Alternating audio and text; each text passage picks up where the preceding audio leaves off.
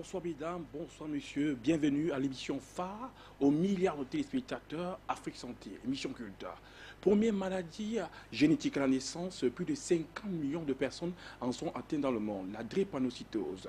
Les voies principales de traitement de cette maladie passent essentiellement par l'action médicamenteuse ou la transfusion sanguine. C'est ce qui inquiète terriblement le génie africain qui se pose la question de savoir la transfusion sanguine est-elle l'unique moyen de traitement? Transfuser ne comporte-t-il pas de risque? Telle est l'articulation ce soir. Mais avant, nous présentons nos chers fournisseurs de soins de santé à partir de la recherche sur les données de plantes médicinales. Je présente Dr Nomessi. Dr Nomessi, bienvenue sur ce plateau. Merci Ulrich, bonsoir, bonsoir à tout le plateau, bonsoir à l'Afrique, bonsoir à mes gosses, bonsoir à tous mes patients de par le monde. Je pense que je vais faire le meilleur de moi-même pour les satisfaire encore un peu de plus ce soir. Votre engagement va tout droit dans le cœur et les attentes de ce public qui ne demande qu'à mieux découvrir les trouvailles de nos docteurs sur la question de la drépanocytose. Nous avons aussi Dr Jean-Denis qui est chercheur et qui possède tout un organisme. On ne devait pas cacher aux téléspectateurs que vous possédez un laboratoire d'analyse médicale, Émile Kamgar, pour dire le sérieux que vous donnez à la recherche depuis des années. Vous avez dédié toute votre vie. Vous êtes hygiéniste, Dr Jean-Denis, et enseignant d'université. Oui, bonsoir Rich, bonsoir à tous les téléspectateurs. La drépanocytose qui nous préoccupera aujourd'hui est un sujet qui me préoccupe depuis plus de 20 ans. J'ai concentré la grande partie de mes recherches dans les anomalies génétiques, dans les maladies du sang comme la drépanocytose. Et je pense que je donnerai le meilleur de moi-même pendant ces émissions sur la drépanocytose, afin que nous puissions permettre à nos enfants drépanocytaires de vivre dans la paix, dans l'harmonie, et loin de cette maladie terrible. Vous promettez la paix et l'harmonie à tous les patients drépanocytaires qui nous regardent, ou leurs parents à la maison, ou alors eux-mêmes, parce que certains aussi, les adultes. C'est un engagement que vous prenez sur ce plateau, à eux d'en décider ce que vous en ferez sur ce plateau et quelle satisfaction ils pourront en tirer. Docteur Théomnou, vous êtes physiothérapeute, vous avez encore plusieurs ouvrages. Vous êtes un grand lecteur et très passionné des questions de santé et même d'environnement, parce que votre étouffe ratisse très large. Et aujourd'hui, on vous a invité pour mettre la lumière sur les volets drépanocytaires. On compte sur vous pour pouvoir donner assez de lumière pour que le public puisse être éclairé sur ces questions-là. Merci d'être venu, Dr Théomnou. Merci Uri, merci à la diaspora qui nous regarde, merci à toutes les personnes qui sont intéressées par le problème de santé. Au XXIe siècle, il n'y a plus de sujet tabou. Afrimédia a eu le mérite de dévoiler sur un plateau comme celui-ci tous les principaux mots qui minent la santé humaine. Je pense que nous sommes suffisamment outillés pour avoir une formation de bon niveau. L'outillage et la formation passent aussi par le rassemblement d'hommes de qualité à la place où il faut. Je crois et je pense bien qu'avec la régularité, vos sièges sont mérités, docteur Théomnou. Alors, nous avons dans le quatuor, on va parler de nouvel entrant, puisque vous avez fait une émission, docteur Dimi, docteur Dimitri, on aime à vous appeler docteur Dimi. Vous êtes le gardien de l'ancestralité et des valeurs strictement traditionnelles. Vous n'aimez pas entendre une autre alternative. On espérera que cette valeur-là pèsera ici dans ce qui constitue quand même l'escassez de solutions contre la drépanocytose, docteur Dimi. Bonsoir Erich, bonsoir à tous mes companélistes. Bonsoir l'Afrique, bonsoir le monde. Et je suis là, docteur Jimmy. Je suis dans le cadre de la médecine traditionnelle. Je vais faire de mon mieux pour édifier ma population. Vous promettez de transpirer, de faire de votre mieux, de mouiller le maillot, sinon peut-être faire parler la plante pour pouvoir satisfaire tout ce public. Nous avons aussi docteur, on ne peut pas compter sans lui, le docteur, ethnopharmacologue. Il est chercheur actif à l'IRMP, Institut de recherche des plantes médicinales. Alors, docteur ethnopharmacologue, ancien d'université, même jusqu'en 6e année, il côtoie les étudiants qui dirigent vers le succès dans la trouvaille et non dans la recherche uniquement. Docteur Aaron Caver. Docteur Aaron Caver, bonsoir et bienvenue.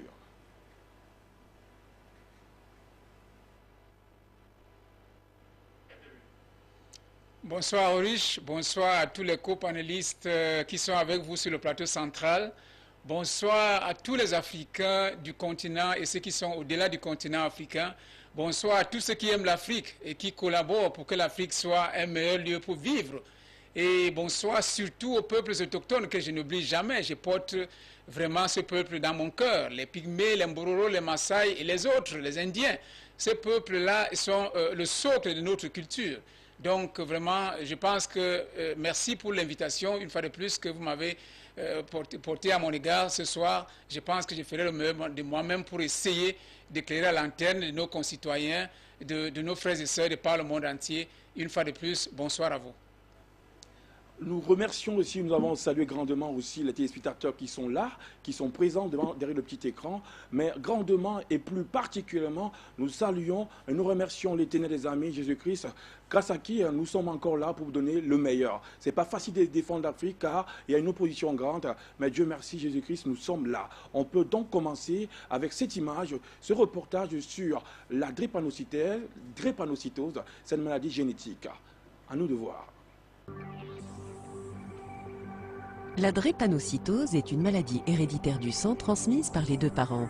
Elle est plus fréquente dans certains groupes ethniques tels que les Afro-Américains, les Arabes, les Grecs, les Italiens, les Latino-Américains et les Indiens d'Amérique. Les globules rouges sains sont très malléables et sont de forme circulaire ressemblant à un disque déprimé en son centre, beignet. Leur souplesse et leur forme leur permettent de passer librement dans les petits vaisseaux sanguins dénommés capillaires. Chez les personnes atteintes de drépanocytose, les globules rouges prennent une forme de croissant ou de faucille et se rigidifient. Les cellules anormales se bloquent dans les petits capillaires, empêchant le sang de circuler jusqu'aux organes vitaux. Chez les personnes atteintes de drépanocytose, les symptômes sont notamment une coloration jaune du blanc de l'œil et de la peau, un teint blafard, un retard de croissance, des douleurs dans les os et les articulations, une augmentation du risque d'infection, le développement d'ulcères de la jambe, une lésion oculaire, une anémie et une détérioration des organes affectés par l'obstruction. Voilà la définition, Dr Foro, de la drépanocytose. Les téléspectateurs auraient pu noter, prendre quelques notes, mais le meilleur enseignement passe par la bouche du professeur et vous êtes en être l'un des principaux de cette émission. Alors, la drépanocytose, quelle observation, quelle définition pouvez-vous donner ou redonner à la drépanocytose? Les téléspectateurs devaient retenir que la drépanocytose est tout simplement une maladie génétique, une maladie héréditaire causée par une anomalie de l'hémoglobine, c'est-à-dire une substance présente dans les globules rouges et qui permet de transmettre l'oxygène dans le corps. La drépanocytose, il faut le noter, qui se traduit par souvent des infections, l'anémie et des douleurs. Donc, trois signes sont caractéristiques de la drépanocytose. Nous avons d'abord l'anémie, souvent pernicieuse, aiguë ou chronique. Nous avons des douleurs qui sont souvent très tenaces. Nous avons des infections souvent opportunistes. Donc c'est ça la drépanocytose. Là, on reconnaît là l'enseignant qui donne toute une panée de définitions, mais ça, on peut compter aussi sur l'apport de Dr Nomessi. Dr Nomessi, la drépanocytose, comment vous entrevoyez cette maladie génétique? Il est vrai, bon, tout le monde considère cette maladie comme une maladie génétique, je ne dis pas le contraire, mais au moins cette maladie est liée je veux dire, au peuple soumis au paludisme. Et comme je dis toujours, tous ceux qui s'entretiennent, tous ceux qui pouvaient se protéger contre ce palud, pouvaient aussi facilement, puisque dans le remède du paludisme, il y a tout pour oxygéner le corps. Si les parents qui sont déjà les causes de transmission aux enfants se soignaient normalement, je pense que la drépanocytose n'aura pas beaucoup d'impact dans le monde. Et ce qui fait que je pense, à mon humble avis, que vu les recherches que j'ai faites, en avançant, j'expliquerai davantage ce que je pourrais pour que les gens puissent comprendre. Donc pour moi, la drépanocytose, malgré qu'elle soit une situation héréditaire, je pense qu'on ne doit pas passer une vie à être traumatisé, parce que quand un enfant drépanocytaire, qu'on sait déjà qu'il n'a même pas longtemps de temps à passer sur Terre, c'est déjà un traumatisme. Donc il faut que l'Africain ici comprenne qu'on peut lutter pour lui jusqu'à ce qu'il vive aussi paisiblement. Longévité à l'Africain qui a la drépanocytose. Oui. On va retenir dans vos propos d'entrée que la drépanocytose n'est pas plus dangereux que le paludisme, voilà, selon vous. Exactement. Donc avec le potentiel de vos recherches, vous ne voyez pas cette maladie aussi grave qu'on vous le fait croire. Exactement. Alors on va passer la question à un autre enseignant d'université, Dr Aaron Kaver. La longévité n'est pas de mise pour le drépanocytaire. Quelles sont vos observations sur cet état de choses?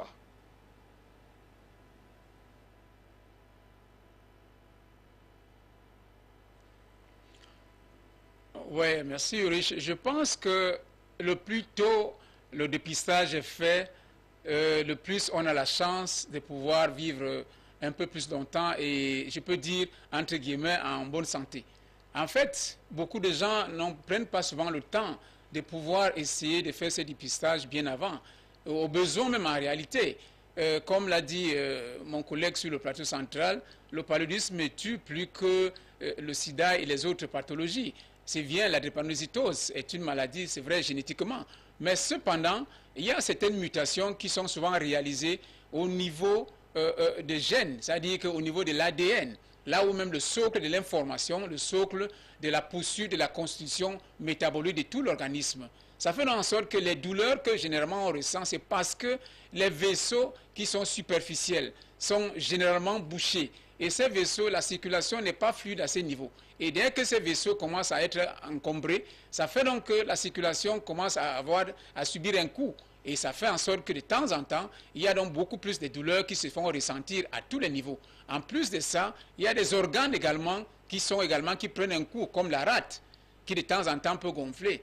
Et le fait qu'il y a un jaunissement des yeux ou même du corps par moment, c'est parce qu'à un moment donné, au niveau du foie, cette bile n'est pas suffisamment travaillée pour que ça aille au niveau du sang et c'est-à-dire que le corps essaie de digérer ça aussi facilement. Donc, c'est un blocus un peu comme de manière générale. Mais toutefois, je crois qu'en réalité, ce n'est pas aussi grave qu'on le fait croire. Parce qu'à un moment donné, chaque peuple a, selon les réalités de son environnement, c'est-à-dire certaines maladies par rapport aux Africains. Nous ne sommes pas au niveau de l'Europe où il y a par exemple la grippe qui tue au moins 1 million d'Européens par an. Et je pense que la drépanocytose, c'est peut-être elle là, mais elle n'est pas aussi flagrante que ça. Je crois qu'on peut résoudre ce problème si on arrive à faire un dépistage un peu tôt. Merci pour ces propos d'entrée. Vous avez même déjà entamé la définition et en plus même la description de quelques signes, la coloration jaune des yeux, un gonflement de la rate. Et on va pouvoir rassembler tous ces signes. Mais avant d'aller vers les signes qui peuvent trahir la présence d'un gène muté, on va poser la question au docteur Thiomnou. On parle de gène muté. Qu'est-ce que c'est Comment appréhender ce gène muté au niveau des chromosomes? Mais qu'est-ce qui se passe pour qu'on puisse dire de manière chromosomique que voilà, il y a un drépanocytaire? Oui, il faudrait, à mon sens, Ulrich, remonter toujours à l'origine même de ce facteur génétique pour bien faire le distinguo entre le sujet prédisposé ou alors atteint de des maladies drépanocytaires ou d'autres sujets qui sont à mi-chemin entre la maladie proprement dite drépanocytaire et le sujet AS. Alors pour ma part, j'aurais voulu, pour bien circoncire le sujet, considérer que les sujets drépanocytaires, c'est vraiment le cas qui développe la maladie. Que le sujet dit AS sont des sujets qui ne sont pas malades, mais qui, à mon sens, sont prédisposés plus ou moins à développer la maladie. Et il y a le sujet AA, ces personnes-là, a priori, sont complètement à l'écart de ce facteur prédisposant à développer la maladie.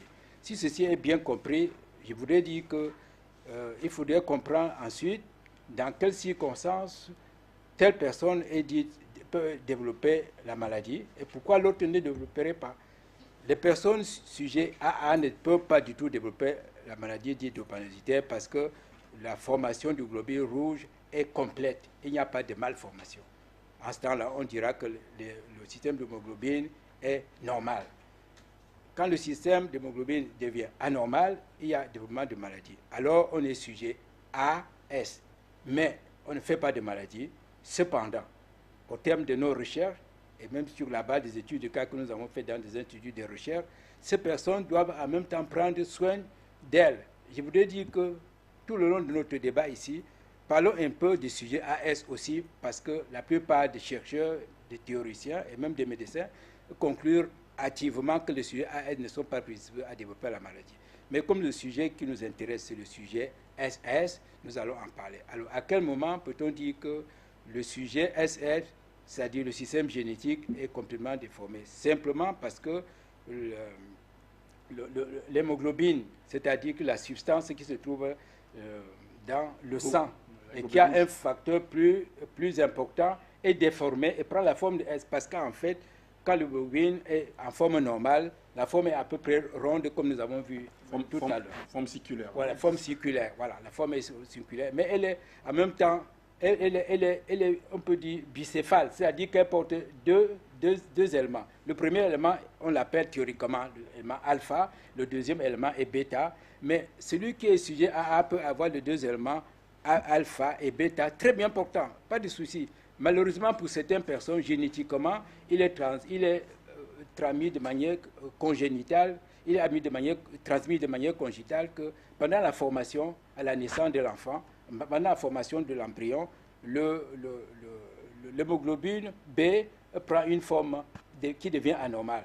Chez le sujet AS, donc, vous avez A qui est bon et le S qui est mauvais. Maintenant, le sujet AS a la malchance de pouvoir réunir à la fois le globule rouge anormal, au premier cas, c'est-à-dire cas alpha, et le deuxième cas bêta est également anormal. Donc, quand toutes ces conditions sont réunies, malheureusement, vous êtes prédisposé à développer la maladie. Merci. Hein. On a compté sur vous et vraiment, on n'est plus que satisfait de cette description parce qu'il y a la plupart des gens au niveau des tests sanguins ne comprennent pas forcément ce langage de AS, SS. On peut résumer lorsque AA, c'est une personne normale, mais AS, c'est un porteur-sain. D'où le S est une déformation, c'est-à-dire le fossile, la présence d'un gène muté. Ça veut dire que le gène porte en lui-même la maladie. AS, chez une personne, un porteur sain, mais qui peut développer une maladie si jamais l'enfant, sa compagne, une fois accouplée, sa compagne transmet à l'enfant S, et du côté du père et du côté de la mère, on trouve un SS. Il y a une chance sur 4, hein, lorsque un couple est AS, un couple de partenaires AS, une chance sur 4 pour qu'on ait un enfant SS. Donc S, c'est cette déformation-là. Il faut bien préciser sur le tableau. Alors, docteur Jimmy, est-ce que dans la nuit des temps, vous qui êtes porteur de toute l'histoire hein, de la médecine, est-ce que la nuit des temps, on n'a pas eu à vraiment identifier vite ces pathologies et comment cela s'est fait? Comment les ancêtres ont pu contrer ou bien contourner cette pathologie? De là, merci riche. Vraiment, ce sont des cas de santé qui nuisent tellement les Africains. Et beaucoup en souffrent parce qu'ils ne maîtrisent pas. Ils ne savent pas. Ils ont ignoré le système africain. Ce sont des maladies qui ont existé. Mais le problème qui se pose est que nos parents, il n'y avait pas assez, parce que nos parents ont su maîtriser ces maladies. Ça, du jour au lendemain, ça s'aggrave.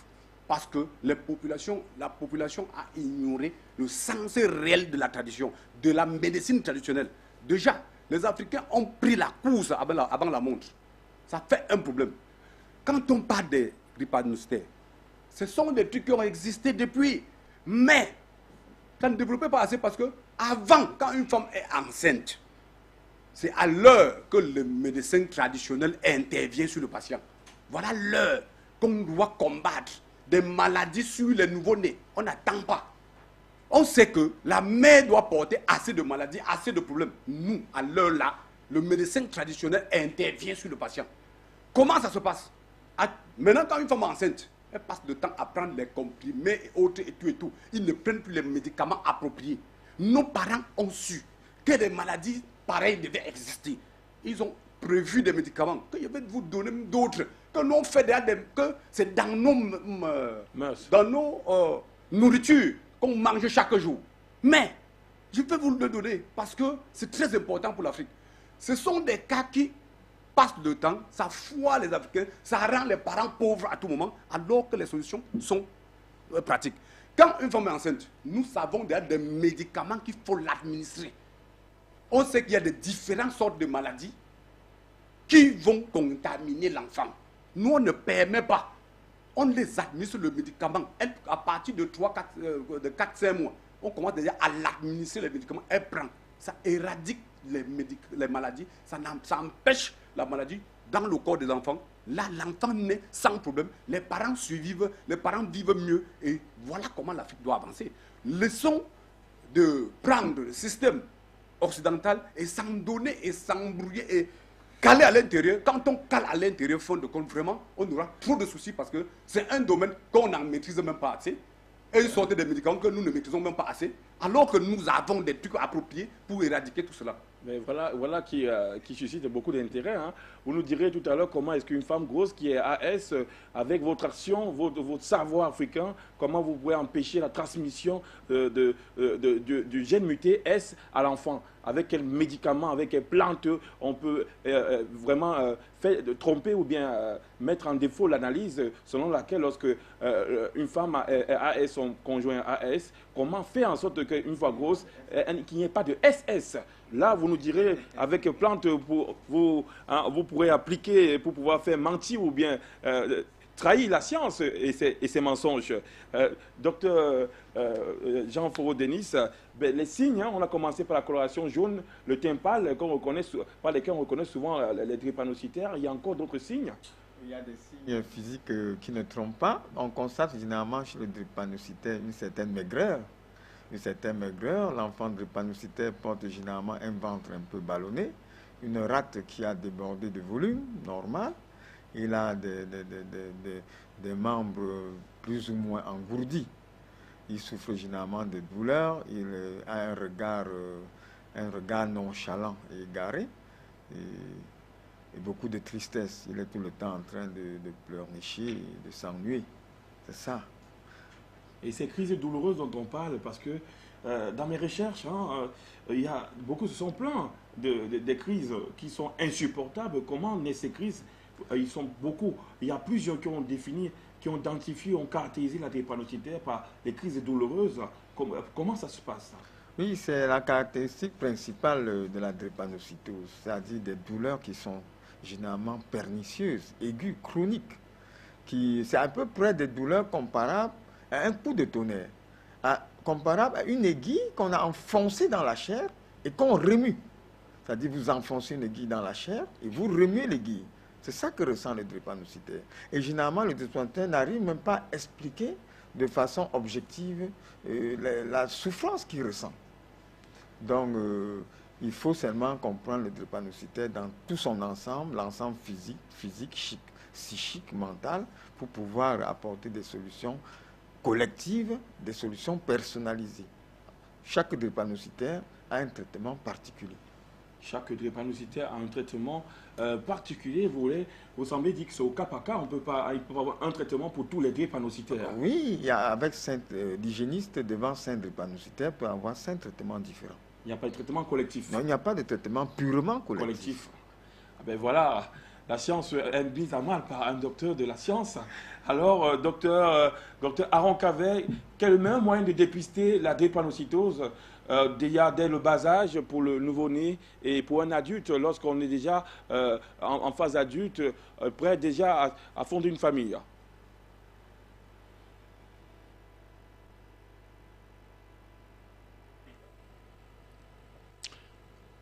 Merci encore pour votre très grande question, parce que là, je crois que c'est aussi simple. La méthodologie est simple.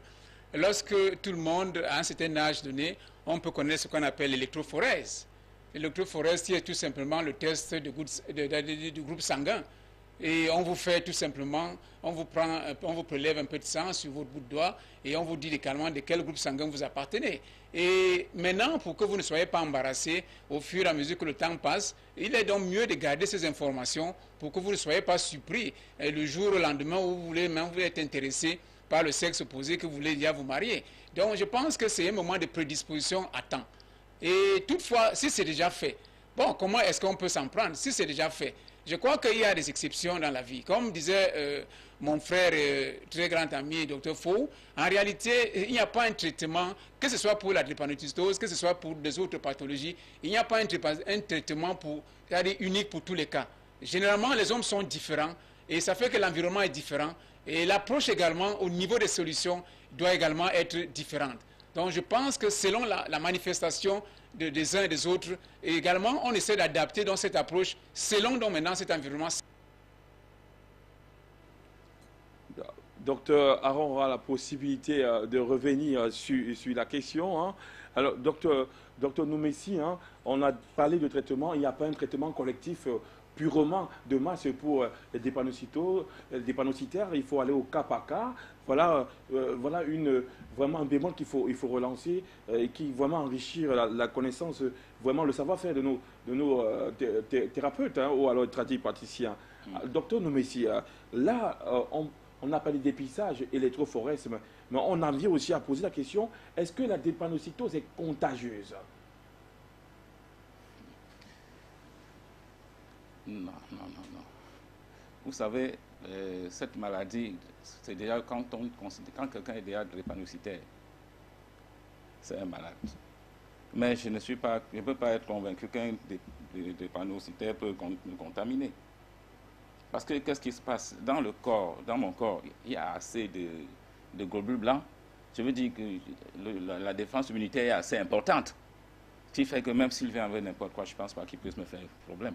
Sinon, c'est juste pour dire que les traitements dont vous parlez, c'est vraiment différent. Le Bamileke, par exemple, s'il connaît ses jujubes, le Bassa connaît ses bongos là-bas. C'est pour dire que dans chaque environnement, on peut trouver, selon l'environnement, des traitements appropriés pour cette maladie. C'est juste ce que je veux dire. Et c'est vrai parce que tout le monde ne peut pas avoir le même traitement. C'est pas possible. Le même traitement. Oui. Donc la particularisation du traitement ou bien la spécificité du traitement pour chaque malade que vous faites ressortir aussi dans vos propos. Docteur Théomnou, est-ce que la drépanocytose est contagieuse? Parce qu'il y a aussi cette peur quand on sait que quelqu'un a une coloration des yeux jaunes, pâle, parfois le ventre est gonflé parce qu'il y a l'affection du foie ou de la rate. Ça fait peut-être peur. Parce que celui-là est constamment malade, il est constamment sujet à des infections respiratoires. Est-ce que la maladie est contagieuse? Et sinon, comment elle se transmet? Non, de manière absolue, hein, c'est une maladie génétique, c'est-à-dire que c'est une maladie qui est transmissible des parents à fils. Il y a des familles, par exemple dans ma famille, je connais la lignée AA, je connais la lignée AS. Dieu merci, nous avons rarement des cas SS. Donc, c'est connu d'avance. Hein? C'est-à-dire que si l'examen est fait, qui n'est pas du tout un examen de groupe sanguin, mais qui n'est pas non plus un examen. Non, ce n'est pas du tout compliqué. C'est un examen biologique. On analyse le sang pour savoir si le système d'hémoglobine est AA dans votre cas, AS dans le cas d'une autre personne, ou si c'est AS.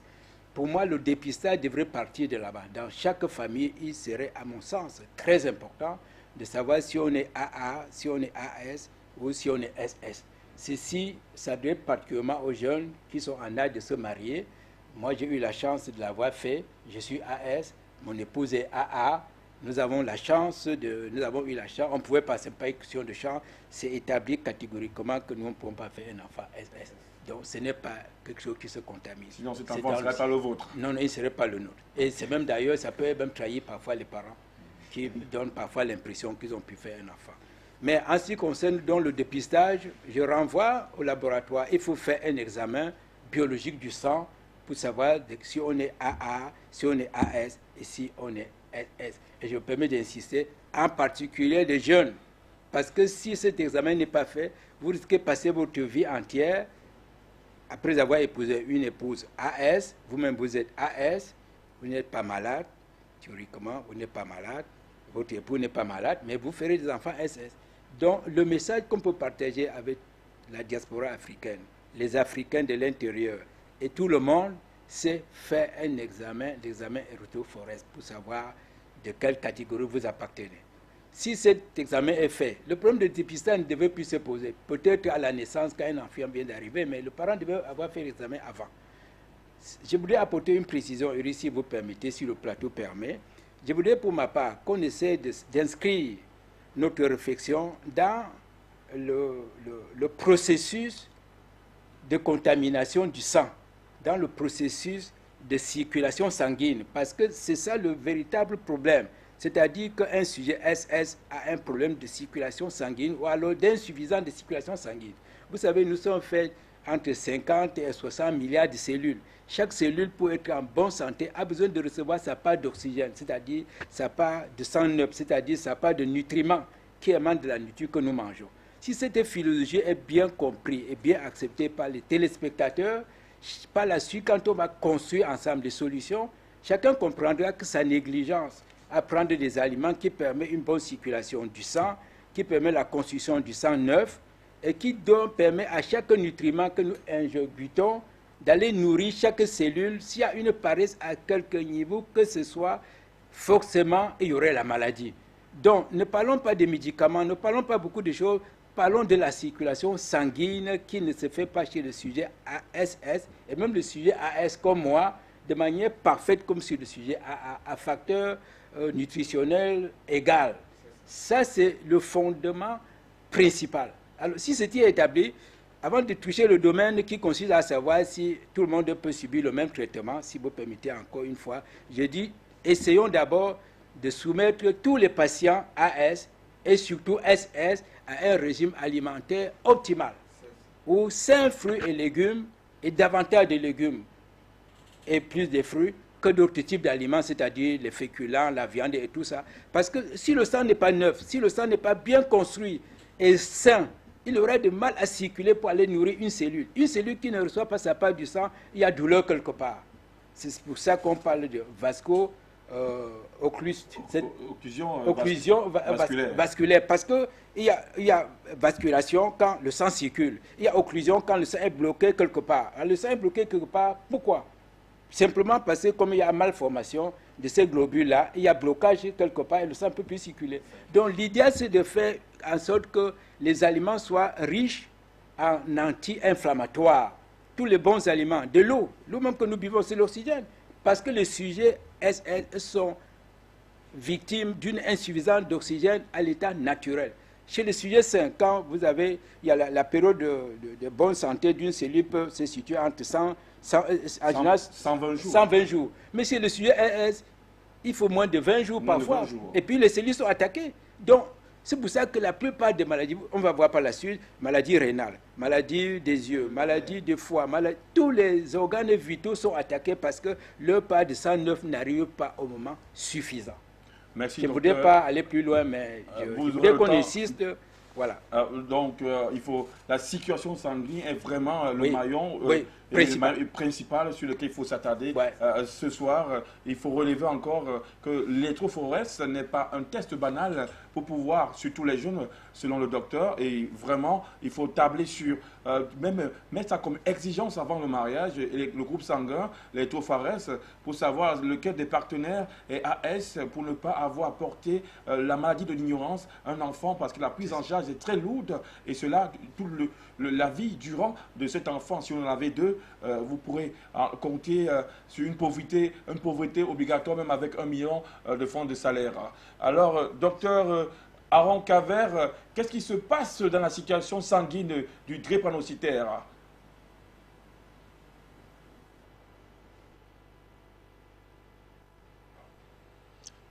Je pense que, Ulrich, la circulation sanguine, effectivement, comme je disais tantôt, malgré la panne technique, porte souvent un coup lorsque déjà on est à dire qu'à un certain stade, c'est-à-dire au niveau par exemple de la maladie, parce que les aliments que nous mangeons, nous consommons au quotidien, ont un impact sur la bonne alimentation des cellules. Nous avons des milliards de cellules dans tout le corps, ce qui fait donc qu'en fait chaque aliment que nous pouvons ingérer dans notre corps, c'est-à-dire qu'arrive à susciter, si ça n'apporte pas un problème, en réalité, ça peut créer une solution, ça peut créer un problème. Donc, je pense qu'il y a le tri au niveau de certains aliments qui permettent également de pouvoir essayer de pouvoir faire arrimer le corps. Que même si déjà, on a fait le test et qu'on a peut-être, qu'on est déjà drépanocytaire. Mais maintenant, je connais des personnes, des couples qui étaient drépanocytaires, mais qui ont donné pour un enfant drépanocytaire. Mais le reste des enfants étaient des enfants sains. Il n'y avait pas de problème du tout. Qu'est-ce qui s'est passé? Tout simplement, lorsque cet apport au niveau de l'alimentation est assez bien réglé, parce que notre équilibre en tant qu'être humain se comble à travers la prise au travers de la nature. C'est la nature qui vient combler le déséquilibre que notre corps peut subir à un moment donné. Donc, lorsque cet apport vient, c'est-à-dire il change les données, il change de certains aspects. Et ça fait qu'en réalité, même si à un moment donné, on avait des problèmes par rapport au niveau de la circulation, lorsqu'on mange une nourriture adéquate, une nourriture qui est oxygénée, une nourriture qui on prend suffisamment d'eau pour essayer d'éviter qu'on est déshydraté et tout ça, ça fait que le corps essaie de pouvoir revenir. Donc il n'y a pas une solution pour dire que lorsque vous êtes dans cet état, vous êtes condamné à mourir. Non. Et comment un couple peut donner juste un enfant qui est dépendant et le reste des enfants sont portés, et alors qu'ils sont dépendants les deux? Comment c'est possible? Et je pense que la nature est capable d'apporter l'équilibre lorsqu'il y a le déséquilibre. Et je pense que c'est ça que nous devons, sur lequel nous devons nous baser. Et on a déjà dit ça sur le plateau d'Afrique Média, que l'alimentation est clé. Ce n'est pas l'alimentation qui vient aujourd'hui, les choses qu'on nous fait boire à tout moment, les porcs, les viandes et tout, mais une meilleure alimentation qui soit capable de pouvoir changer le métabolisme, changer même au niveau de la structure même de l'information de l'ARN et puis de l'ADN. Donc je crois que le point doit être accentué à ce niveau. Une alimentation vraiment équilibrée, capable de changer la structure du drépanocytaire, on va le savoir. On va vous redonner la parole, docteur Aaron Kaver. Nous prenons le pasteur Soa qui nous appelle depuis le Ghana. Bonsoir et bienvenue.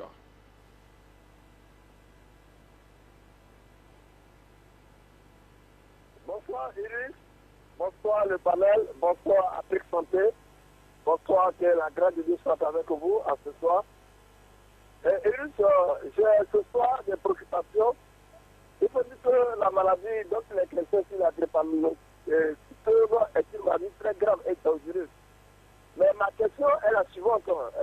Iris, comment à la manière africaine, comment les Africains, nos chercheurs, nos savoirs, c'est-à-dire ceux qui sont également dans ce domaine des médicaments naturels dans les forêts, comment on pourra, ou comment il faut éradiquer cette maladie et qu'est-ce qu'ils proposent aujourd'hui aux Africains, qu'est-ce qu'ils proposent aux femmes, qu'est-ce qu'ils proposent aux hommes, parce qu'on n'a pas fait recours à l'Occident et à la France et à tout ce que vous savez comme vaccin. Les vaccins aujourd'hui, c'est des produits qu'on met dans, c'est les maladies qu'on met dans pour envoyer à l'Afrique ici. Qu'est-ce qu'il faut aujourd'hui? Parce que lorsque les chercheurs, les savants qui sont sur le plateau donnent les définitions, mais ça me fait peur. Je ne connais pas cette maladie, je n'ai pas parlé de ça, mais ça fait peur. Comment, à la manière africaine aujourd'hui, on peut résoudre ce problème? Voici ma présentation. Merci. Merci, Pasteur Soa, qui veut savoir de quelle manière, à l'Africain, on peut vraiment neutraliser cette maladie. On va prendre notre appel. Le Pasteur Soa est prié d'attendre les réponses. On a un autre appel. Bienvenue à Afrique Santé. On parle de drépanocytose. Alors, bonsoir. J'appelle de Londres, c'est Dr. Kwasi.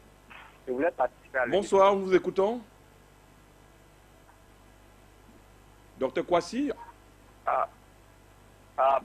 Bonsoir, Ulrich. Bonsoir, le plateau.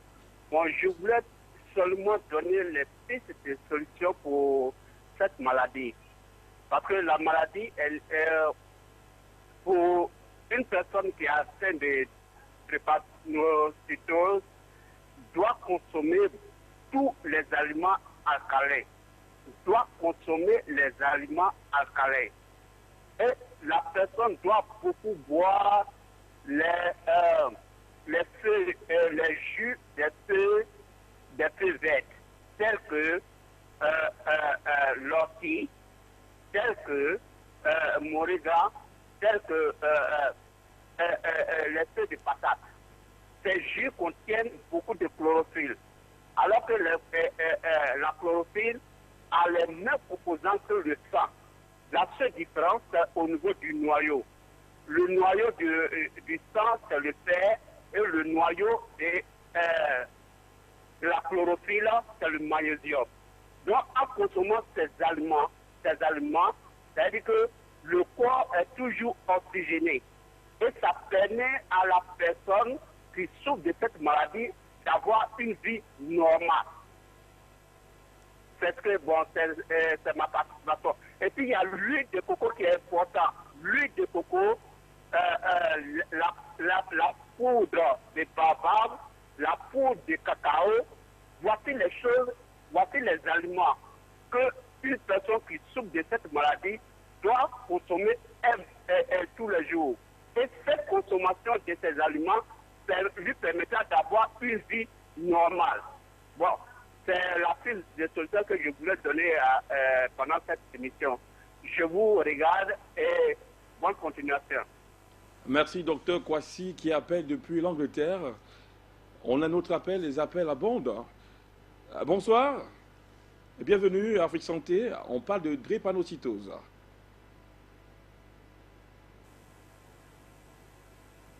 Vous pourrez, pour le prochain appel, on est obligé de faire halte. Il faut retenir des conseils du docteur Kwasi de l'Angleterre qu'il faut prendre des jus à base de feuilles vertes. Il a parlé du moringa, il a parlé des feuilles de patate. Voilà, c'est un chercheur aussi.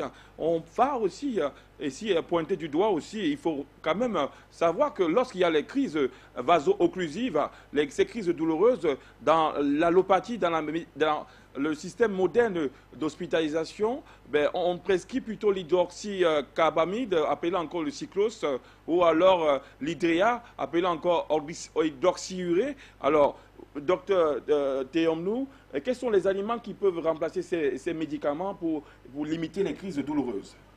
Voilà, il faut citer en premier lieu, puisque ces 10 dernières années, j'ai eu à suivre des malades atteints de la drépanocytose. J'ai donc une série d'expériences avec de très bons résultats. Alors, parlant des aliments, je pense en particulier à...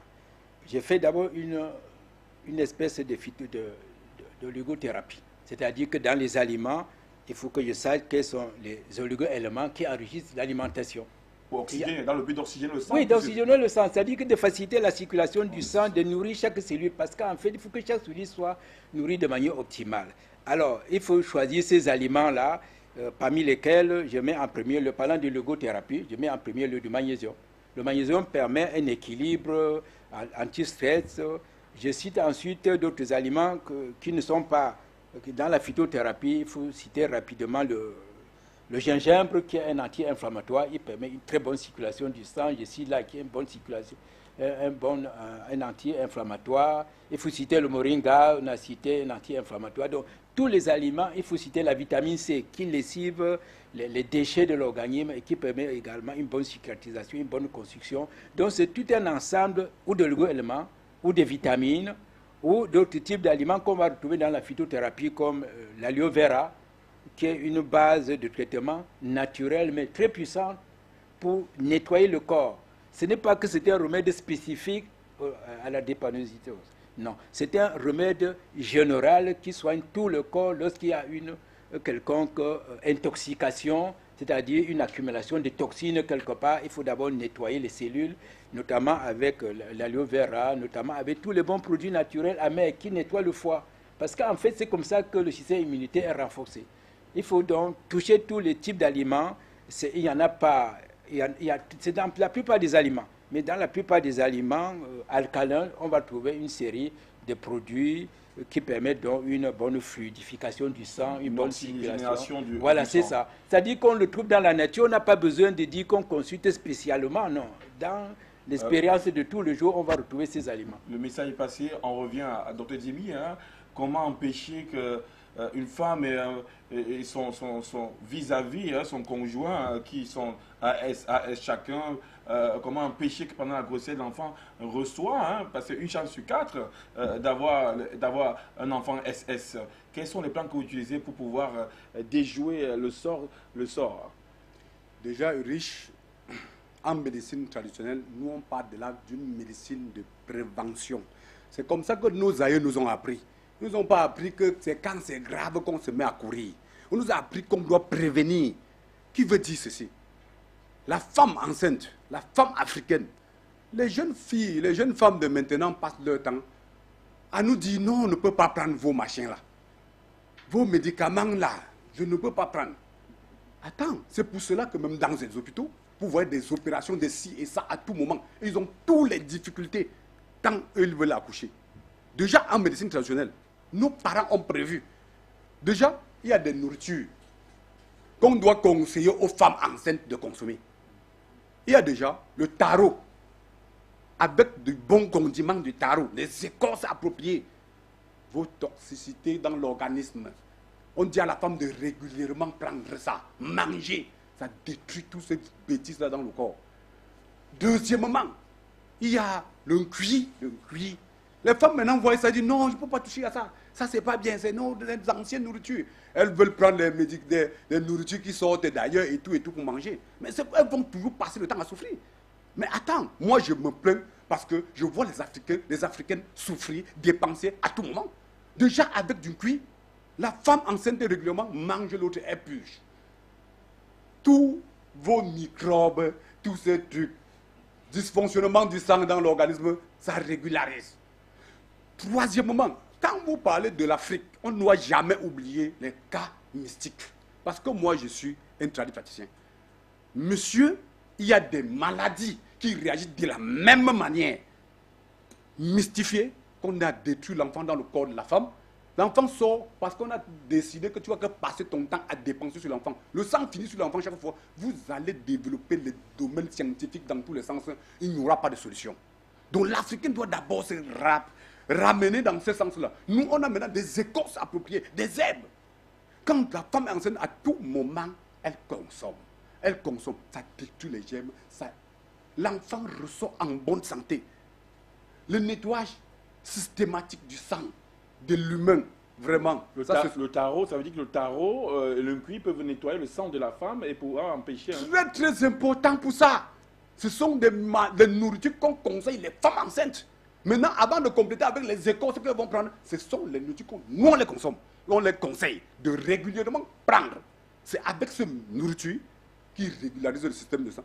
Monsieur, je vais donner des secrets aux Africains parce que nous, on ne veut plus que les Africains passent le temps à souffrir, à mourir pour rien, passer le temps à dépenser. La population souffre. Chez nous, quand on parle de tarot, sauce de tarot, attention, c'est un médicament approprié pour des cas de malades graves, si elle n'est pas sorcellerie. Vous voyez, au temps antique, nos parents, quand quelqu'un est malade, bam, il est sur le lit jusqu'à ce qu'il n'arrive plus à manger. Monsieur se sort du tarot. On compose ça, on l'oblige d'avaler. Vous allez voir en quelque temps comment votre malade est en train de revenir. Il va se relever sur le lit, il va commencer à, même s'il ne se lève pas, il commence à parler. Quelqu'un qui n'arrivait plus à rien dire. Faites l'expérience. Ne dépensez plus, ne nous faites plus fatiguer. Fatiguez-nous plus le moral parce que nous, on a des meilleures solutions. Donc, l'Africain... Donc peut-être, docteur Jimmy, peut-être il y a une recette particulière, hein. Peut-être ce n'est pas tout le monde qui pourra faire ce genre de tarot. Peut-être des femmes pourront vous approcher pour être sûr de la composition exacte de ce tarot qui peut relever le malade ou la femme pendant la grossesse afin d'empêcher les maladies congénitales selon vos propos. Alors, est-ce qu'on peut jeter la drépanocytose de manière mystique pour pouvoir finir le sang de l'enfant comme vous le dites? Déjà, je rentre d'abord au niveau de ce tarot. Monsieur, je suis un villageois, je suis le noble dans le fin fond du village. Qui veut dire préparer, c'est notre domaine, on nous a appris cela. Donc la femme qui arrive, je vais la prendre. Si celle qui veut me voir, je vais que la prendre. Comment préparer cela avec des condiments appropriés, parce qu'il y a d'autres qui préparent mal. Déjà, quand la question que vous m'avez posée, ça m'échappe un peu. Est-ce qu'on peut jeter la drépanocytose? Quand on parle déjà de jeter, l'Africain que vous voyez là, ne voyez pas parce qu'on est là, on marche, on nous voit. L'Africain est tellement terrible que se transformer mystiquement, c'est un jeu de corps. L'Africain se transformer, quand nous on est là, en costume, en veste, en endroit comme... Est-ce qu'on voit le fond de nos cœurs, de notre ventre? L'homme africain est terrible. Qui veut dire, si l'Africain veut te détruire, ça coûte rien.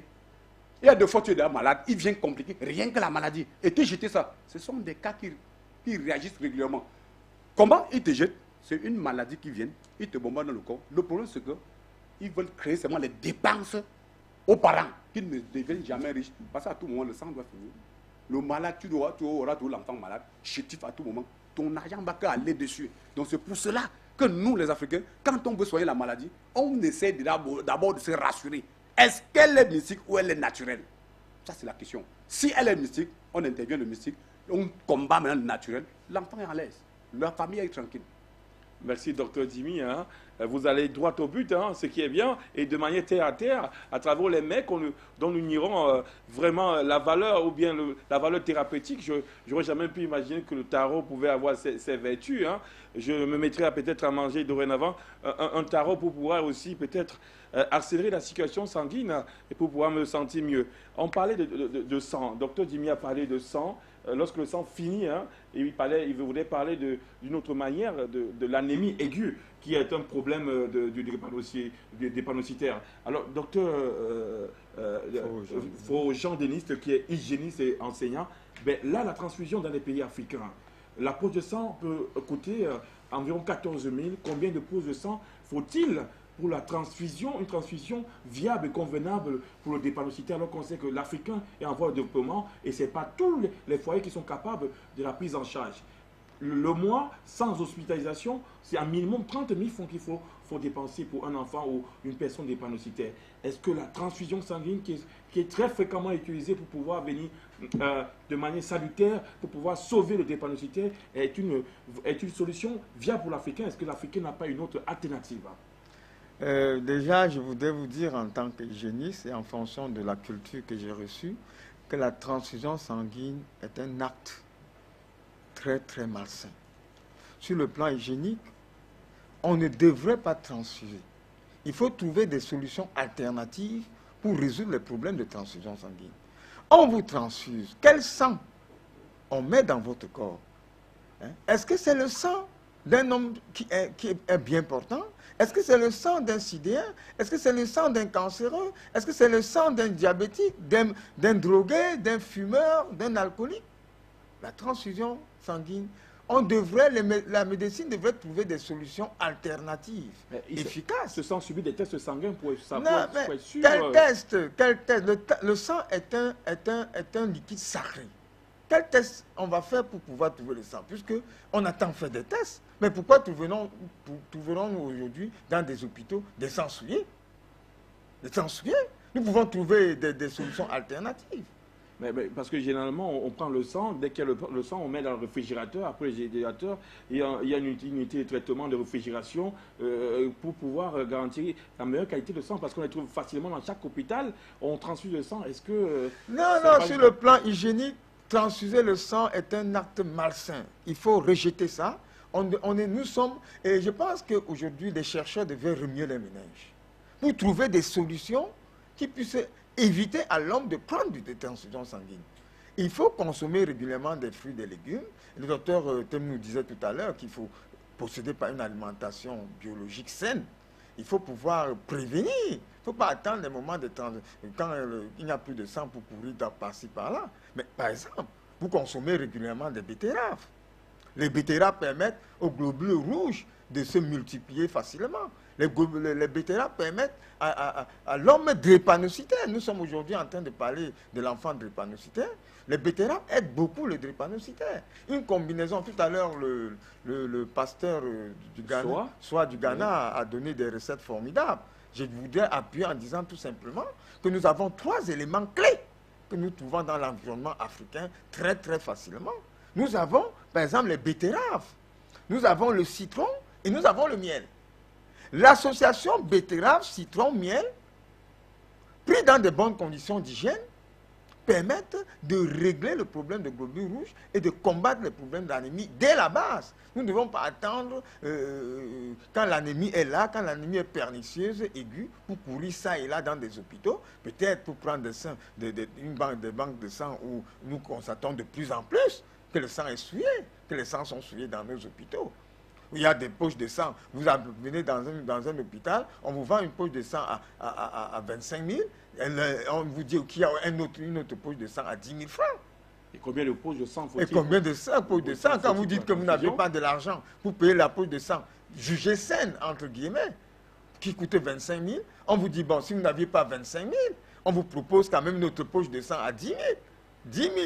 Poche de sang à 10 000, le même sang à 10 000. Entre guillemets, sans souiller. C'est aux enchères alors.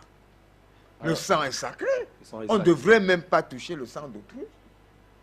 Alors, docteur, chacun a son sang. Chacun a son sang. Docteur Noumessi, voyez-vous un risque dans la transfusion sanguine, généralement soumis au drépanocytaire?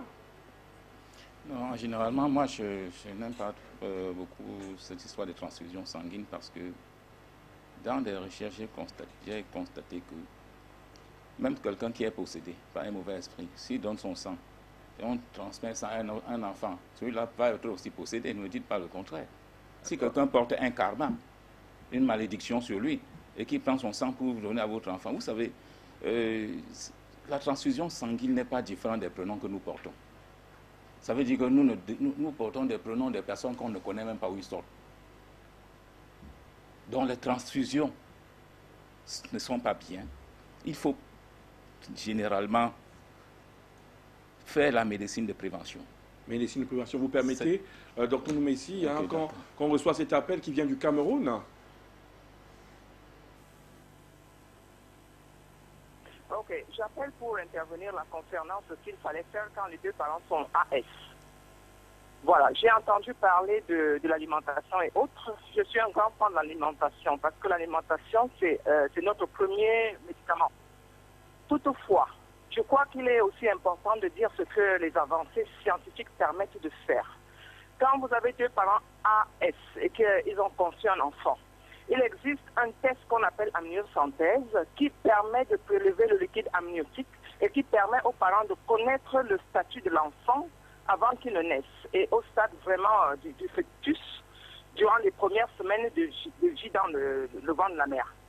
Cet examen permet de guider les parents et si jamais on a un enfant espèce et qu'on décide de ne pas aller au terme de la grossesse, il existe ce qu'on appelle des avortements médicaux et c'est assisté par le personnel de santé. On n'est pas obligé, si jamais on arrive à ne pas prévenir ce fait, avant de se marier, si on se rend compte que tous les deux parents sont AS, il est préférable d'éviter ce mariage. Mais si on se rend compte qu'après coup, il est possible d'éviter d'avoir des enfants AS parce que la science le permet. Et de deux, ma deuxième intervention aussi concerne la transfusion sanguine. On s'est rendu compte que l'espérance de vie en Afrique est très faible. Et je parle au Cameroun, l'espérance de vie est de 53 ans. Et la mortalité maternelle est très élevée. Et le fait de faire des transfusions sanguines permet de sauver beaucoup de mamans. Parce qu'il y a des hémorragies postpartum qui sont très fréquentes en Afrique. Donc, il faut savoir que la transfusion sanguine, c'est un dernier recours. Et de dire en ligne que c'est malsain, je crois que ça peut faire que beaucoup de mamans refusent cet acte de grâce. Éviter de dire certaines choses en ligne. Il faut une transfusion sanguine pour une femme qui a une hémorragie postpartum pour la sauver parce qu'elle a des enfants qu'elle doit élever. Donc, c'est les deux choses que je voulais préciser. Merci de cette intervention brillamment scientifique. Hein. Vous dites avec la transfusion sanguine, on sauve des cas de postpartum, c'est-à-dire après l'accouchement, et on peut augmenter l'espérance de vie des drépanocytaires. Ça, c'est la trame de vos propos. On prend un autre appel.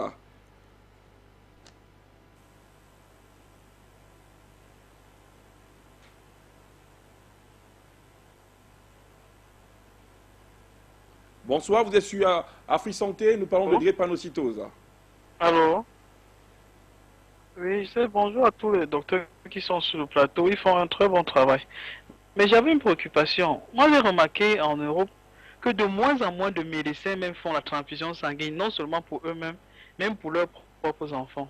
Mais comment se fait-il qu'en Afrique, on continue à mettre l'accent sur les transfusions sanguines, alors qu'en Europe, de plus en plus, même les responsables que j'ai rencontrés hésitent, voire refusent strictement de procéder à une transfusion sanguine? C'est ma question. Merci. De moins en moins de personnes prennent cet outil de transfusion, utilisent la transfusion sanguine en Europe. Peut-être contient-elle des risques, mais en Afrique, c'est régulièrement et systématiquement utilisé. Pourquoi on va aller à la recherche d'une tentative de solution par cet épisode sans contaminer? En Tunisie, si Mérieux se partage le marché avec un laboratoire autrichien, il reste pourtant le seul à ne pas chauffer ses produits sanguins. Dès 1985, les hémophiles tunisiens développent eux aussi les symptômes d'une contamination au VIH. 40, 30, 20, retard.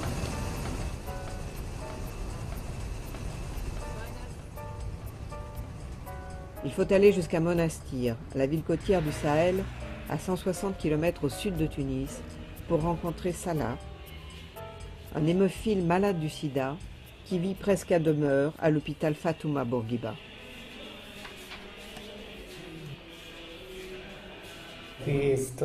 En 1985, j'étais venu à l'hôpital pour me faire arracher une dent et on m'avait fait une transfusion de sang.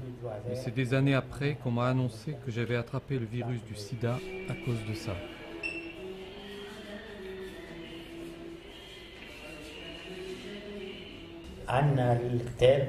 Le code de la poche de sang était mis dans mon dossier d'hémophile et c'est comme ça qu'on a su d'où venait le sang.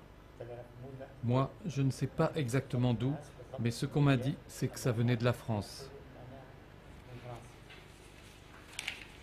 Je suis à l'hôpital gratuitement car je suis prise en charge comme handicapée. Je suis marié, j'ai 3 enfants.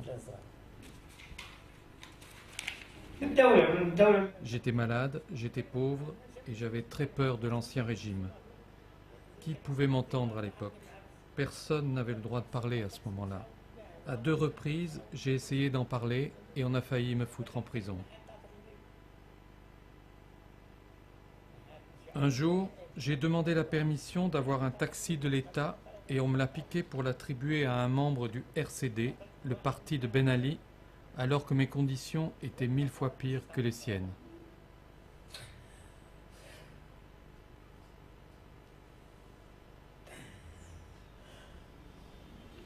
À l'époque, voilà, les images parlent d'elles-mêmes. On va passer la parole aux scientifiques, aux chercheurs, hein, ancien de l'université Dr Roncaver.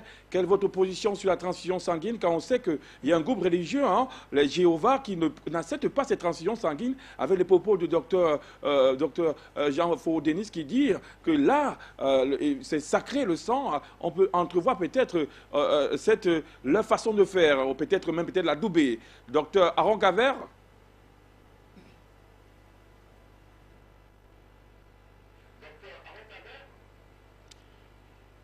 Oui, une fois de plus, je voudrais apprécier avec beaucoup d'honnêteté l'intervention de la dame qui a appelé tout à l'heure, mais je voudrais également qu'elle comprenne qu'il n'y a jamais une seule solution lorsqu'il y a un problème de la vie. Et qu'est-ce que les pygmées font en brousse lorsqu'on ne peut pas les transfuser? Et ceux qui travaillent dans les sociétés forestières, lorsqu'il y a un cas d'accident grave et que la personne est en train de beaucoup saigner, et le temps qu'on transporte la personne jusqu'à l'hôpital, qu'est-ce qu'ils font, ces gens-là? Et il y a donc les vasoconstricteurs, c'est-à-dire qui empêchent que le sang coule, que ce soit de manière externe. On peut les faire boire, on peut également juste mettre au niveau de la blessure. Il y a les vasoconstricteurs naturels. Donc je pense qu'il ne faut jamais prendre la science comme pour avoir une solution pour tout. Je pense que le fondement même, le socle même de cette science-là, comment est-ce que ça a commencé? Ce mensonge-là, au niveau de la transfusion sanguine, ça a commencé avec Old Bill, qui vendait, ça 1860, qui vendait, excusez-moi un peu parce que là c'est très important, qui vendait le pétrole brut aux paysans en leur disant que ça soigne le cancer, ça soigne les morsures de serpents et tout et tout. C'est au vu de ça, et en 1913, que les premières firmes pharmaceutiques ont commencé à naître. Donc, vous comprenez donc en réalité, c'est-à-dire le socle de la pharmacie vient dans l'inceste, dans le mensonge, dans la duperie, parce que s'il n'y a pas de médicaments, il n'y a pas d'hôpital. L'hôpital, c'est juste un relais, c'est-à-dire que c'est la base, c'est le médicament. Donc, comment donc est-ce que ces premiers films ont commencé? C'est dans, c'est-à-dire c'est du péridescend, le mensonge. Comment le pétrole brut peut soigner le cancer? Comment ça peut soigner les morsures de serpents? Voilà comment est-ce que cette famille s'est enrichie et sur la base de ça, ils ont créé des films pharmaceutiques. Donc, aujourd'hui, on continue à nous répéter les mêmes choses, comme les Anglais disent, over and over and over again. On va où, en réalité? Pourquoi les Africains ne peuvent pas s'arrêter pour essayer de dire que, mais non, trop c'est trop? Qu'est-ce que les Maasai font lorsque peut-être un bélier a piqué la corne? Qu'est-ce que les pygmées font en brousse? Ils font pas la transfusion sanguine, s'il vous plaît. Donc je pense qu'en réalité, que la science n'a pas seulement un côté. Nos parents ont fait la science depuis la nuit des temps jusqu'à aujourd'hui. Et cette même science peut s'appliquer à plusieurs et mille manières. Donc il ne faut pas voir les choses d'un seul côté.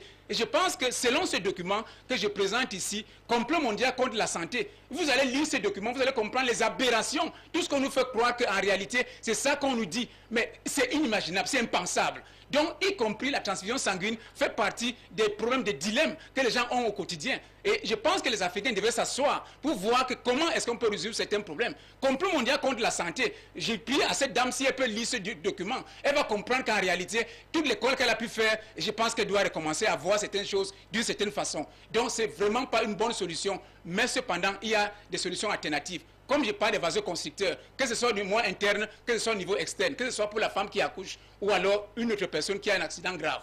Et je crois qu'il y a des solutions qui vont essayer d'empêcher ça avant que ça n'atteigne le cas vraiment grave. Merci, docteur Aron, de votre intervention. On a constaté régulièrement que la fréquence de la transfusion sanguine augmentait lorsque, après anémie, on constatait que les capillaires, ces petits vaisseaux sanguins, avec leur calibre rétréci, et donc systématiquement, ça induisait qu'il y avait encore des hématies falciformes ou des drépanocytaires dans les vaisseaux sanguins. Là, on était obligé de ne pas passer à une, mais plusieurs transfusions sanguines. Docteur Fougeant-Denis, vous m'avez confié que vous avez soulagé, j'éviterai d'utiliser le terme guérir, un enfant atteint de drépanocytaire, un enfant d'une grande personnalité. Mais comment est-ce que c'est possible d'éradiquer la drépanocytose? Il est bien possible que nous puissions éradiquer la drépanocytose. Nos recherches sont suffisamment avancées. Et aujourd'hui, nous pouvons permettre aux drépanocytaires de vivre sans trop de problèmes, de mener une vie normale comme tout le monde. Et je dois vous avouer que les recherches sont aussi avancées. Nous avons au sein de l'Organisation africaine pour l'éducation sanitaire des chercheurs suffisamment aguerris intellectuellement et mentalement. Nous avons des chercheurs du Kenya, du Nigeria, du Bénin, de l'Égypte, du Cameroun, qui sont réunis autour de moi pour trouver des solutions appropriées à ce problème. Et nous avons fait 20 années de recherche sur la drépanocytose et nous pouvons aujourd'hui dire Dieu merci. Le problème d'anémie pernicieuse, d'anémie aiguë, d'anémie chronique qui ruine les drépanocytaires peuvent trouver aujourd'hui des solutions. Et nous pensons, nous sommes heureux aujourd'hui de constater que des cliniques privées, des médecins classiques viennent nous rencontrer au sein de notre ONG. Au Bénin, au Cameroun. Oui, au Bénin, au Cameroun, en Égypte, au Kenya. Nous avons des antennes pour prendre des produits biosanguins afin de donner à des malades quand il y a pénurie de poches dans les hôpitaux. Nous avons vu par exemple en septembre 1994, j'étais dans un hôpital du Cameroun où j'ai été tellement touché devant des enfants drépanocytaires. Il y avait pénurie de poches de sang dans les hôpitaux de Douala. Comme vous voyez, ce morceau de journal que j'avais retenu depuis plus de 20 ans. Et après ça, je me suis dit que les intellectuels africains, ils sont où? Ne pouvons-nous pas trouver des solutions sur place en Afrique? Nous nous sommes réunis, j'ai réuni des chercheurs, et nous avons mis au point des produits biosanguins qui permettent aujourd'hui d'aider les hôpitaux, d'aider les cliniques quand il y a pénurie de poches de sang. On parle particulièrement, vous avez parlé d'un sens large, l'anémie, on sait qu'il y a l'anémie, mais l'anémie du drépanocytaire. Est-ce que vous avez déjà un patient que vous avez pu traiter? C'est bien de rechercher, c'est bien de trouver, mais c'est encore mieux d'appliquer pour pouvoir soulager la santé. Est-ce qu'il y a des cas, sinon quel est le cas qui vous marque le plus lorsque vous avez appliqué avec vos communautés de recherche le biosanguin? Il y a des cas qui m'ont suffisamment marqué. Je n'irai pas donner le nom des gens ici sur le plateau, mais ils se reconnaissent et peut-être qu'ils peuvent intervenir. On a des cas. Et je veux vous dire que j'ai eu des malades avec un fameux produit que nous produisons au sein des laboratoires Émile Kambia et qui fait ses preuves depuis un certain temps. Quand le malade arrive, il y a d'abord des cataplasmes d'argile qui sont placés sur l'ensemble de tout le corps. Comme vous voyez sur l'écran, il y a les cataplasmes qui sont placés sur tout le corps du drépanocytaire. Ce cataplasme a déjà l'avantage de stimuler les défenses de l'organisme, de stimuler la moelle osseuse à développer les cellules sanguines. Et après cela, nous pouvons donner à des produits biosanguins qui peuvent permettre aux globules rouges de circuler sans trop de problèmes dans l'organisme. Alors voilà, on n'est pas obligé de passer par la transfusion sanguine. Le drépanocytaire peut venir. Hein. On va signaler ici que les numéros sont transposés ou bien adressés au bas du petit écran. Alors là, la prise en charge se fait comment? Quelle est la durée? Après tant qu'est produit, comment ça se fait pour un drépanocytaire? Pour un drépanocytaire, déjà, il a des règles d'hygiène de vie qu'il doit suivre. Le drépanocytaire doit d'abord vivre dans un environnement assez propre. Deuxièmement, le drépanocytaire doit boire au moins 3 litres d'eau. Nous imposons aux malades de drépanocytaire de boire 1 à 3 litres d'eau par jour. Le drépanocytaire doit éviter des tenues serrées, il doit éviter des chaussures serrées, il doit éviter de faire des exercices violents et surtout prendre des aliments riches en produits biosanguins. J'ai parlé tout à l'heure des betteraves qui sont très très importants pour les malades drépanocytaires. J'ai parlé du citron et cette association betterave, citron et miel peuvent permettre aux drépanocytaires d'être éloignés des douleurs, éloignés de l'anémie, éloignés des infections. Alors, merci, docteur. Docteur, nous, ici, la transfusion sanguine, là, on commence à trouver des alternatives hein, à travers des fruits naturels alcanisants qui donnent l'oxygénation. Et on sait bien que ce qui bloque, hein, le bas blesse, c'est l'oxygénation au niveau des globules. Alors, quelles sont d'autres alternatives que vous pouvez proposer? Il y en a plusieurs, mais j'aimerais d'abord dire quelque chose ici que je juge assez important. Par rapport aux hémorragies, parce que la dame qui nous a parlé tout à l'heure parlait des hémorragies des femmes qui accouchent et qui se retrouvent dans l'obligation de prendre des transfusions pour vivre. Vous savez, c'est parce que nous sommes quittés de nos propres origines pour nous diriger vers, je peux dire, vers la perdition.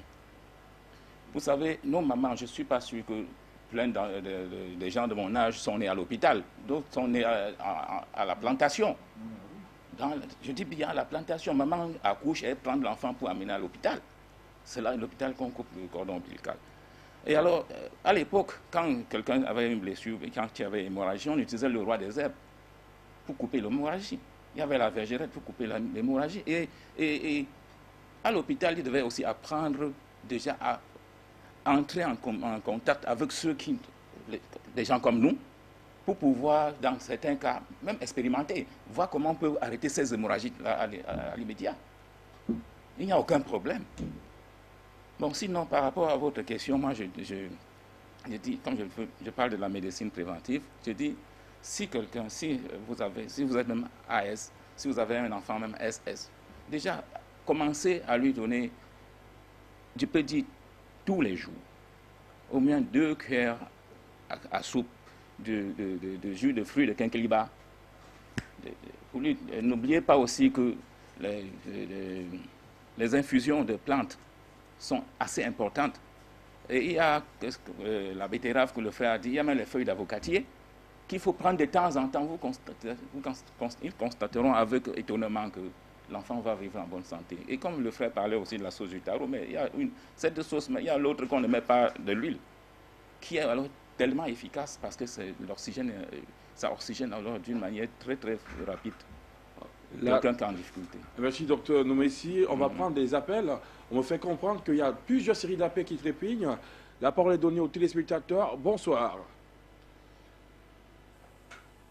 Bonsoir à tous les panélistes.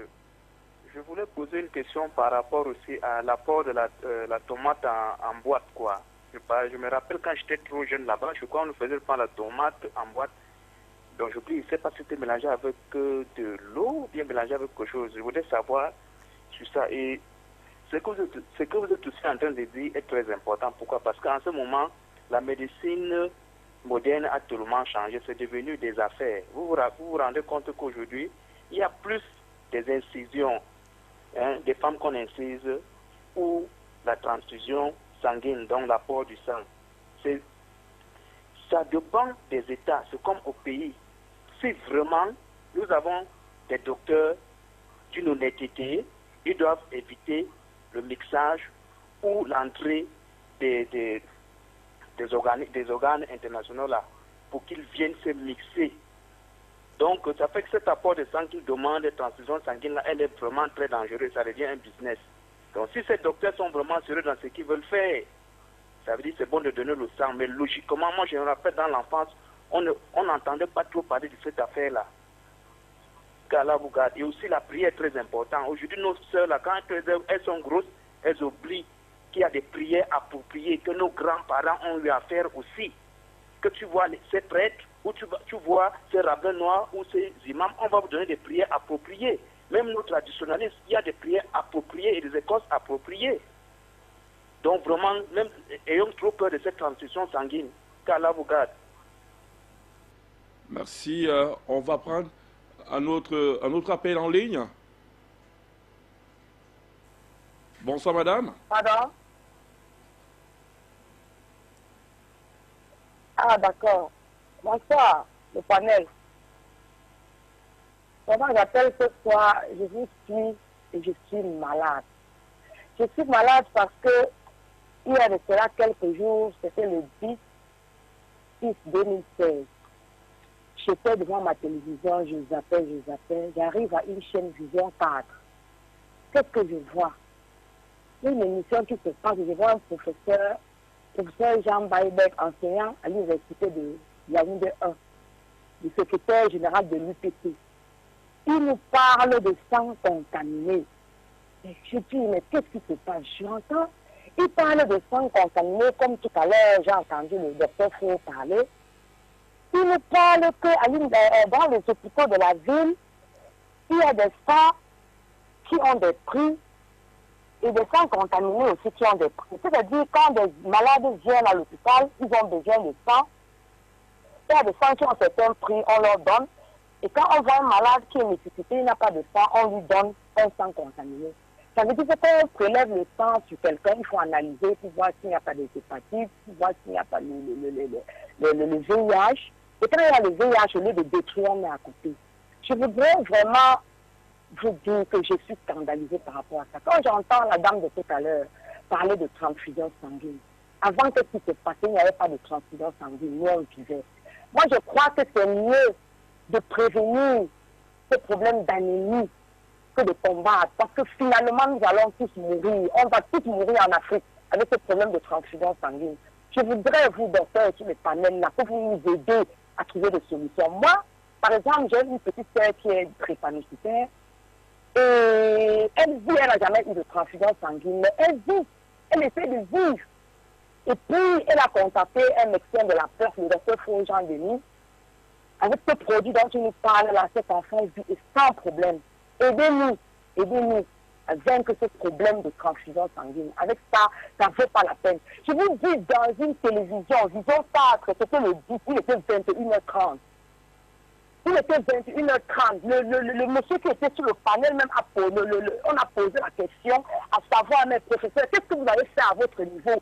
Il dit, mais moi je suis médecin, je suis traumatologue. J'ai essayé de voir ceux qui s'occupaient de ce service. Je leur ai dit que, mais attention, ce que vous faites n'est pas bien. Moi je suis camerounaise et j'ai vu une riche, vous me regardez là, moi j'ai vu. Merci. La pauvreté donne droit à une transfusion de sang souillé. Il n'est pas bien d'être pauvre en Afrique.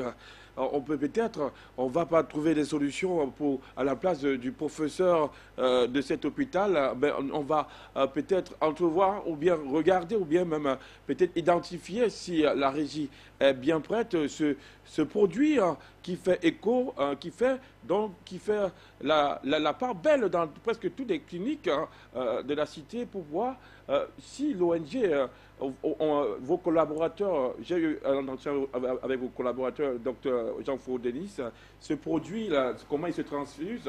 La dame vient de dire qu'on peut sauver, empêcher un drépanocytaire d'être transfusé chaque mois. Alors, un drépanocytaire sans transfusion sanguine, c'est un drépanocytaire tellement heureux, l'espérance de vie gonfle. Ce produit, vos collaborateurs, quelle observation et quelle indication vous pouvez dire là-dessus? Je pense que le produit que nous constatons là est le fruit des recherches des chercheurs africains rassemblés autour de l'Organisation africaine pour l'éducation sanitaire. C'est des chercheurs du Nigeria, du Kenya, du Bénin, de l'Égypte et du Cameroun qui sont réunis autour de moi pour résoudre ce fameux problème d'anémie dans les hôpitaux d'Afrique.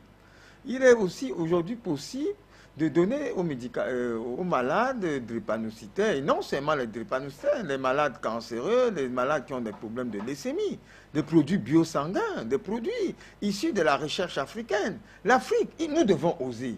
Nous devons oser. Le chercheur, c'est celui qui va au-delà des devoirs tracés, qui va en deçà des plaisirs permis. Et nous avons donc un produit, le produit Biosang, qui fait ses preuves dans les cliniques du Bénin, du Kenya. Des médecins, des pharmaciens s'habituent à ça.